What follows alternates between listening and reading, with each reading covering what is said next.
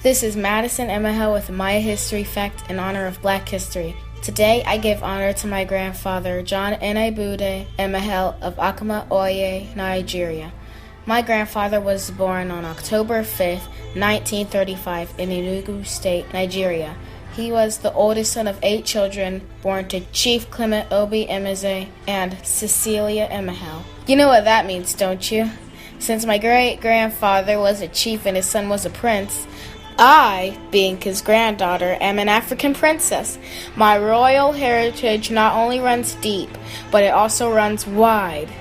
John Nnabude Emehel completed his primary and secondary education in eastern Nigeria. He studied law in the United Kingdom and graduated from the University of Cambridge in 1953. He was a civil servant.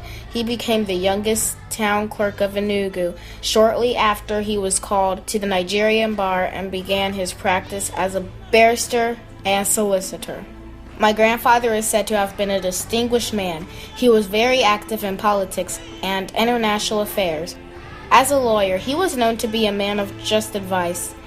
As a doer, he was known to be a man who was both practical and incisive. As a worker, he worked with the urgency of one who seemed to know that he lived on borrowed time. My grandfather's life ended abruptly on August 18, 1974, in a tragic automobile accident while he was on business in Zambia. My dad was only about 6 years old at the time.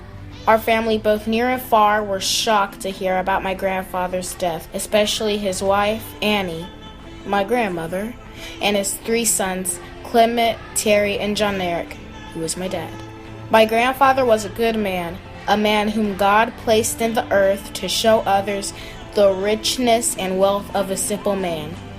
John Nnabude Emehel, your memory lives on. This is Madison with My History Fact.